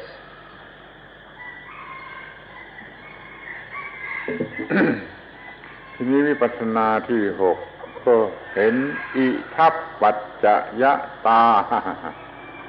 อิทัปปัจจยตากฎของธรรมชาติบังคับให้ต้องเป็นไปตามกฎของธรรมชาติแล้วก็มีอาการที่เรียกว่าอิทัปปัจจยตาเพราะสิ่งนี้มีสิ่งนี้ก็มีเพราะสิ่งนี้มีสิ่งนี้ก็มีเพราะสิ่งนี้มีสิ่งนี้ก็มีเรียกว่าอิทัปปัจจยตาก็เป็นไปเรื่อยไปนี่มันเป็นกระแสแห่งอิทัปปัจจยตาชีวิตนี้เป็นกระแสแห่งอิทัปปัจจยตากฎนี้ถ้าใช้กับทุกอย่างเรียกว่าอิทัปปัจจยตาถ้าใช้กับสิ่งที่มีชีวิตเท่านั้นเรียกว่าปฏิจจสมุปบาทหรือปฏิจจนิโรธก็ได้แต่เมื่อเรียกรวมทั้งหมดเรียกว่าอิทัปปัจจยตาเพราะสิ่งนี้เป็นเหตุสิ่งนี้ก็มีเพราะสิ่งนี้เป็นเหตุสิ่งนี้ก็มีเนี่ยคือกระแสแห่งสังขารการปรุงแต่งกระแสแห่ง concoction นี่เรียกว่าอิทัปปัจจยตา The sixth vipassana is called Itapajayata or Itapajayata, Itapajayata, or conditionality. This is the natural law, the natural fact that everything depends on causes and conditions. In all this impermanence, all these things which are not self, in all of that natural change, the change always changes according to causes and conditions. Itapajayata is the fact that with this as cause, this exists. With this as condition, this exists. There's always any existence of anything, and the change of that existence is always dependent on causes and conditions. Itapajayata is the fact that this flow of impermanence is a constant transformation of conditions, and so things are always changing dependent on the change of the conditions. Because with this as condition, this exists. With this as condition, this exists. Take away the condition, this no longer exists. In terms of everything, the entire universe, both physical and mental, we use the word Itapajayata. It applies to everything. But if we speak just about living things, especially the consciousness of living things, then we talk in a more specific way. We talk of paticca samuppada, the dependent origination. How because of these and these and these and these conditions, dukkha arises. And also of paticca nirotha, dependent quenching. Because of the quenching of this condition, the quenching of this condition, the quenching of this condition, dukkha quenches, dukkha ends. So in the specific terms we call it dependent origination and dependent quenching. But in terms of everything, both physical, mental, living and dead, or living and, shouldn't say dead, living and non-living, sentient and non-sentient, we use the word itappacayata, the fact, the law of conditionality. ความรู้เรื่องปฏิจจสมุปบาทอิทัปปัจจยตาปฏิจจสมุปบาทนี่จำเป็นมากที่จะรู้ได้บรรยายไว้เป็นพิเศษชุดหนึ่งแล้วหาฟังดูจากเทปบันทึกเสียง The understanding of itappacayata, conditionality, and paticca samuppada, the dependent origination, is very important. The knowledge and understanding of these truths is crucial in understanding the mind and how suffering is concocted and how to eliminate suffering. We've discussed this in detail a few months ago, and we recommend that you study this. If you'd like, you can listen. You can go find the tapes and listen to them. And maybe in a year or so it'll be out as a book. But there's no need to wait for the book. You can listen to the tapes. ที่นี่วิปัสสนาที่7 มองเห็นความว่างความว่าง void ใช้คำว่า void ดีกว่า empty ใช้คำว่า void ว่างจากตัวตนว่างจากสิ่งที่ควรจะเรียกว่าตัวตนเพราะมีแต่อิทัปปัจจยตาเพราะมีแต่อิทัปปัจจตาเป็นไปตามนิยามธรรมนิยามตาตามกฎของธรรมชาติเท่านั้นแหละตัวตนไม่อาจจะมีไม่อาจจะเรียกได้ว่าเป็นตัวตนนี่เรียกว่าว่ายจากตัวตนความจริงนี่เรียกว่าสุญญตาความว่างมันจะว่างจากตัวตนว่างจากตัวตนมันก็แน่นอนไม่เป็นบวกไม่เป็นลบไม่เป็นบวกไม่เป็นลบมันก็ไม่มีกิเลสมันก็ว่างจากกิเลสมันก็ว่างจากความทุกข์มันก็ว่างโดยประการทั้งปวงนั่นแหละเรียกว่าความดับแห่งทุกข์ว่างจากทุกอย่างแหละมันก็ไม่มีสิ่งที่เกิดขึ้นตั้งอยู่ดับไปมันว่างแต่โดยใจความแล้วว่างจากตัวตนกันแล้วกัน The seventh vipassana is called sunyata, or voidness. Everything is there's just all this itappacayata, this natural law of conditionality, things arising and transforming and ceasing, dependent on causes and conditions. If there's merely this itappacayata, then things are void of self. There's this voidness, the things having this state of being void of self. Things happen according to this itappacayata. They don't happen because they're selves. And so there's this seventh insight of sunyata, the voidness, that things are void of self. And if things are void of self, then there's nothing to be positive or negative. If there was a self, it might be positive or negative. But when there's just the constant flow of change according to the Dhamma Niyamata, the natural law, when there's this constant change, in that there isn't anything that can be taken as a self,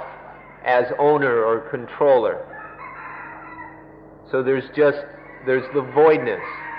And if it's void of self, it's void of anything that is that could be positive or negative. And so it's void of concocting. It's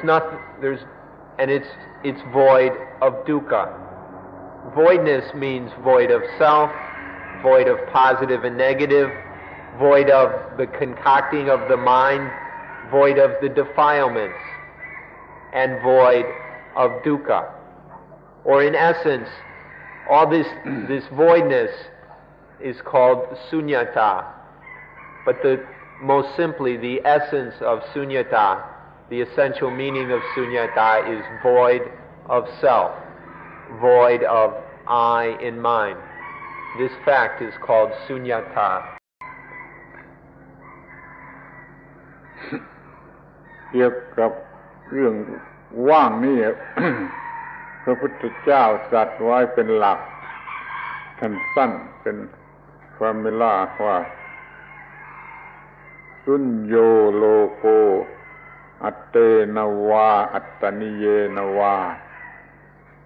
คงจะจำยากจำไม่ได้ก็ไม่เป็นไรสุญโญโลโกอัตเตนวาอัตตนิเยนวา Universe void of self and any category of self and everything concerning to self อัตตาคือ self อัตตนิยา concerning to self universe void จากอัตตา void จากอัตตนิยา void จาก self หรือจากไอ้ที่มันเป็นของ self The Buddha stated in a concise principle that sunyo loko atenawa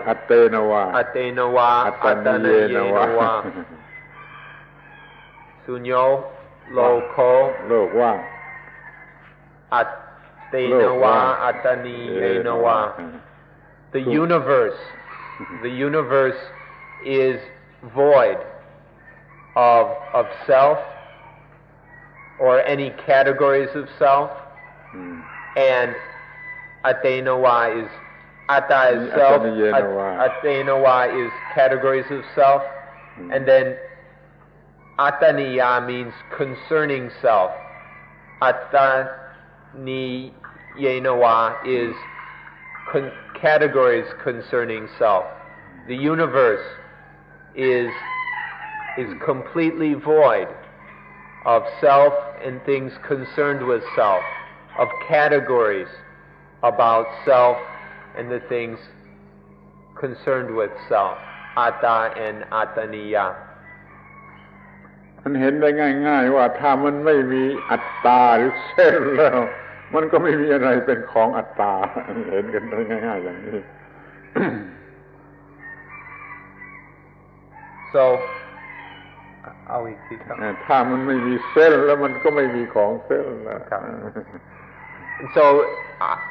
obviously if there's no self then there's nothing that belongs to self. If there's no I, well then there can't be any mine either. เรามันโง่เรามีอีโก้มีเส้นมีโซลมีอะไรมากนะแล้วมันก็ไปคว้าเอาทุกอย่างมาเป็นของเรา But because we're rather stupid, we go and there's I and ego and self and soul all over the place. And so then we scoop in everything as mine. ไม่มีไม่มีไอไม่มีไม่สั้นดีนะ No I, no mine. That's short and simple. ทีนี้เมื่อเราเห็นว่าเลี้ยวไปทางไหนเลี้ยวไปข้างนอกเลี้ยวมาข้างไหนมันก็ว่ายทั้งนั้น ก็เกิดมีวิปัสสนาที่สรุปความเป็นวิปัสสนาที่8 ตถาตาตถาตาโอ้เช่นนี้เองเช่นนี้เองไม่เป็นอย่างอื่นไม่ผิดไปจากความเป็นอย่างนี้เป็นเช่นนี้เป็นอย่างเช่นนี้เท่านั้นนี่เรียกว่าตถาตาเห็นความเป็นเช่นนั่นเองของทั้งหมดของธรรมชาติหรือของเนื้อธรรมชาติธรรมชาติก็เช่นนั้นเองเนื้อธรรมชาติก็เช่นนั้นเองไม่มีอะไรที่ไม่เป็นเช่นนั้นเอง So whether we look around outside us or we look inside, seeing that there's nothing but voidness, voidness outside, voidness inside, everything is void of self. Seeing this voidness, then there is the eighth vipassana. We realize, oh, it's just like this. This is just how it is. It's just like this. Seeing that all this voidness is, it's just how it is. It's just this. This is called tathata. Tathata. In Thai, tathata. Tathata. Just like this. Just this. Or the in a more philosophical way, the thusness of things. It's thus. It's not like that or over there. It's just thus. Seeing this thusness of voidness is called tathata, the eighth insight. ถ้ามันเป็นตถาตา thusness แล้วมันจะมี positive หรือ negative ได้อย่างไรดังนั้นมันก็ไม่มีบวกมันก็ไม่มีลบมันก็ไม่มีความหมายที่ปรุงให้เกิดตัวตนเห็นตถาตานี่มีประโยชน์อย่างนี้อย่างยิ่งคือไม่ทำให้เกิดความรู้สึกเป็นบวกหรือเป็นลบ When things are tathata, thusness, how could there be anything positive? If things are thus, how can it be positive or negative? In thusness, there's nothing to concoct positive or negative, the meanings, the values of positive and negative. So in tathata, there's the thusness that has nothing to do with positive or negative.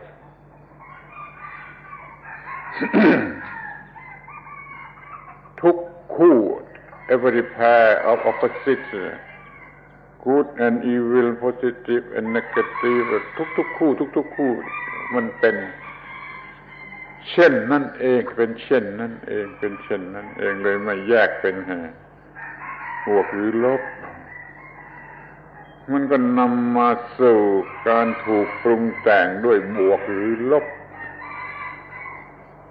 จิตนี้จะไม่ถูกปรุงแต่งด้วยบวกหรือลบอีกต่อไปนี่เรียกว่าเห็นตถาตา All the pairs of opposites, every duality whatsoever, such as good and evil,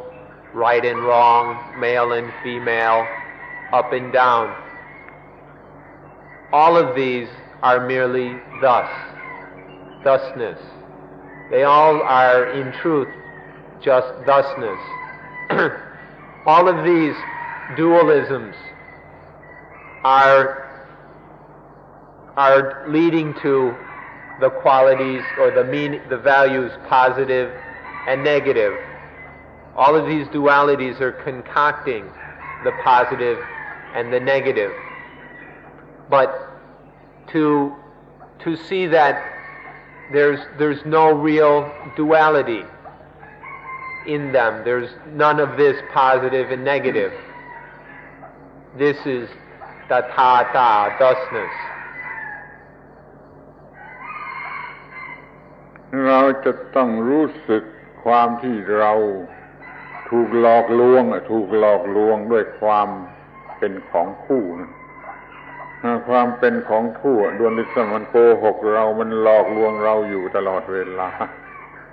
เดี๋ยวนี้เรามีตถาตาวิปัสสนาอันที่8แล้วมันหลอกลวงเราไม่ได้ We need to experience, to consciously experience and realize that all these dualities are tricking us, deceiving us, lying to us. And every time we buy their lie, we suffer for it. When we realize this, then we develop the eighth vipassana of tathata, realizing thusness. Things no longer can deceive us, they no longer can trick us. None of these dualities can suck us in and make us suffer.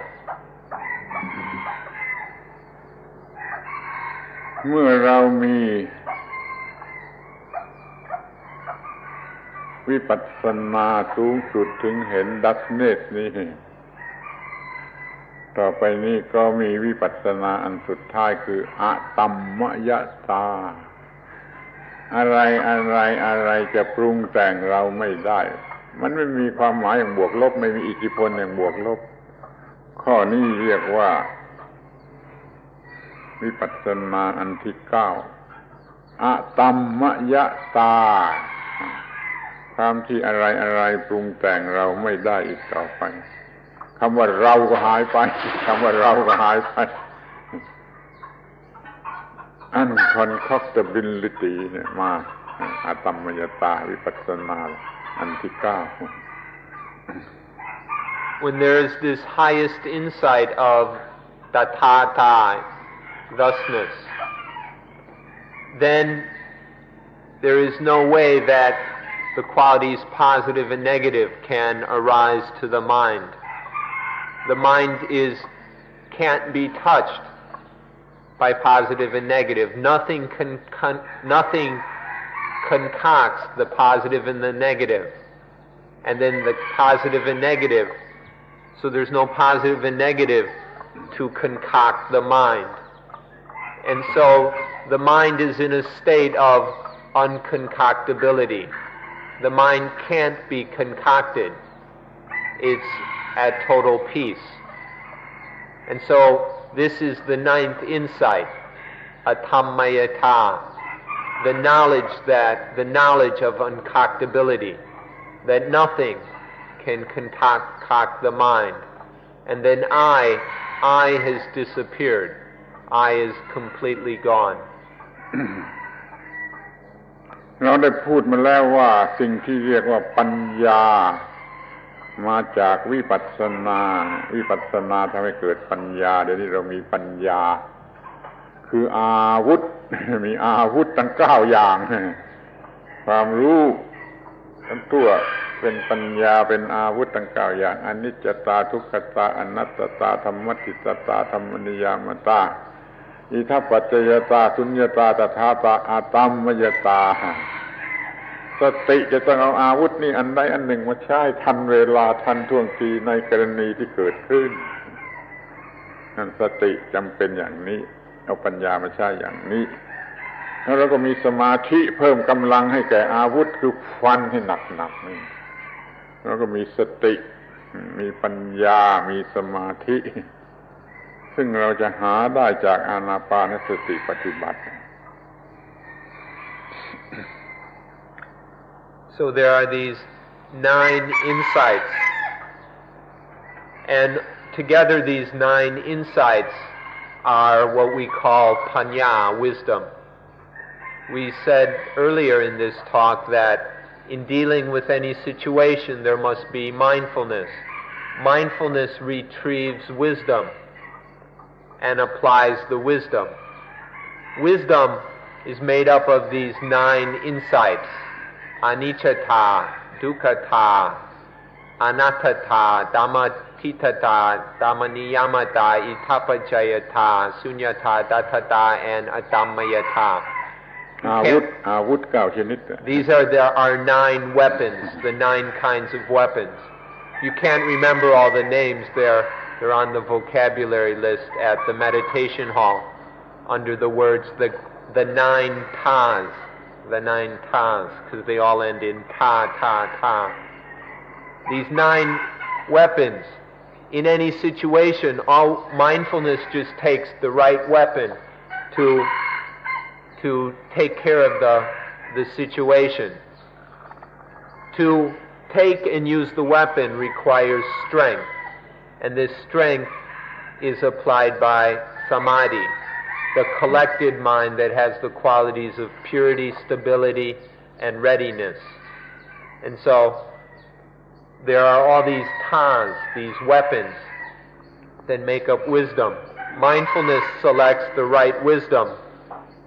The use of that wisdom, of the appropriate wisdom, is sampachanya, applied wisdom, and then samadhi provides the strength and power to use the weapon correctly. And then in this way, nothing can concoct the mind into positive and negative. Nothing can cause suffering. เรื่องอัตตมยตายังไม่จบถ้าทนได้เขาพูดกันอีกครั้งแต่วันนี้หมดเวลาแล้วขอยุติการบรรยาย The matter of Atammayata isn't finished yet, so if you can put up with another talk, we'll continue tomorrow. วันนี้ Same จบ time. วันนี้จบ Today, but for today, that's all. ขอบคุณที่อดทนมาก Thanks for being patient, tolerant, and enduring.